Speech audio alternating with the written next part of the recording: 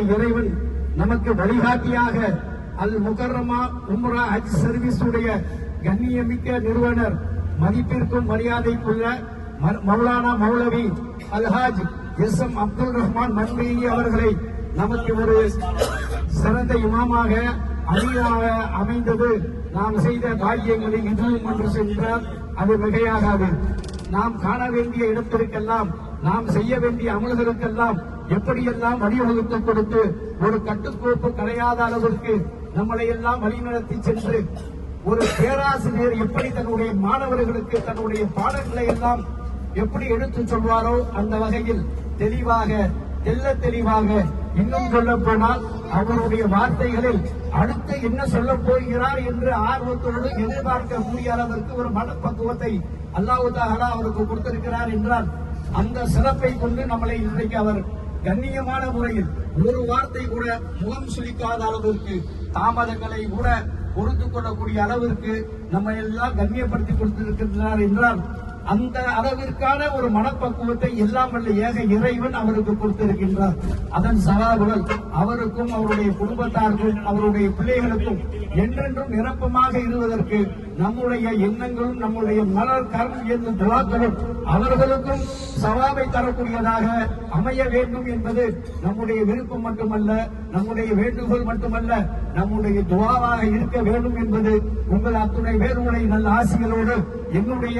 ஆர்வமாக இருக்க வேண்டும் என்று எல்லாம் வல்ல இறைவனிடம் இந்த பிரயாணத்தின் போது மட்டுமல்ல நம்முடைய உறக்கத்தில் கூட அவர்களுக்காக துவா செய்யக்கூடிய கல்வை அல்லாஹ் தஆலா என்றென்றும் நமக்கு நிரப்பமாக்கி தர வேண்டும் என்பதுதான் நம் ஒவ்வொருடைய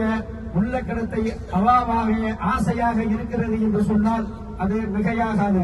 அந்த அளவிற்கு புறப்பட்டு வந்ததிலிருந்து இந்த நிமிடம் வரையில் இன்னும் நாம் காண வேண்டிய எல்லா சிறப்புகளையும் அவர் எப்படியெல்லாம் சொல்லிக் கொடுத்திருக்கின்றார் என்றால் அது மிக்க மகிழ்ச்சிக்குரியது மட்டுமல்ல, இத்தகைய ஒரு வாய்ப்பை நமக்கு வழங்கிய ஏக இறைவனுக்கு நன்றி சொல்லக்கூடிய கடமைப்பட்டிருக்கின்றோம் நாம். அதே நேரத்தில் அல் முகர்ரமா உம்ரா ஹஜ் சர்வீஸ் நம்முடைய எண்ணத்தில் ஆழ பதிந்த எழுத்தில் பதிந்த உணர்வாக உள்ளத்தில் பதிந்த எழுத்தாக நீர்மேல் எழுத்தாக இல்லாமல் கல் மேல் எழுத்தாக என்றைக்கும் காலம் கடந்தும் மக்கள் மத்தியில் நாம் இந்த உம்ராவிற்கு சென்று வந்திருக்கின்றோம், இந்த ஹஜ்ஜை நிறைவேற்றிருக்கின்றோம் என்று சொன்னால் எந்த சர்வீஸ் மூலமாக நீங்கள் செய்கின்றீர்கள் என்றால் அல்லாஹ் தஆலா யாருடைய சிபாரசும் இல்லாமல் எங்கள் உள்ளத்திலேயே ஒரு உணர்வை ஏற்படுத்தினான். எப்படிப்பட்ட உணர்வு என்றால் அல் முகர்ரமா ஹஜ் சர்வீஸ் என்ற ஒரு தோற்றத்தை எங்கள் உள்ளத்திலே பதிய செய்தான். அந்த தோற்றத்தினுடைய வெளிப்பாடாகத்தான் நாங்களே முன்வந்து இந்த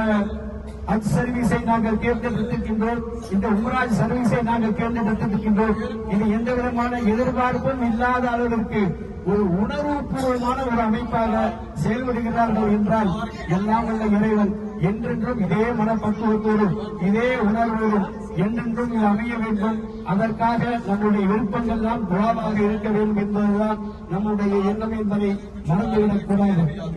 தன்னை கலைந்தும் காகமாக இல்லாமல் கூடி போதியும் வேகமாக இருந்து 15 நாட்கள் வந்து ஒரு சுற்றுலாவோடு சுற்றி திரிந்து நம்முடைய கடமைகள் முடிந்துவிட்டது. கலைந்து செல்லக்கூடிய பறவைகளாக இல்லாமல் பாசத்தின் உணர்வுகளாக பாச பிணைப்புகளாக இந்த மக்கமா நகரத்திலே நமக்கு ஆதமுடைய மக்களாக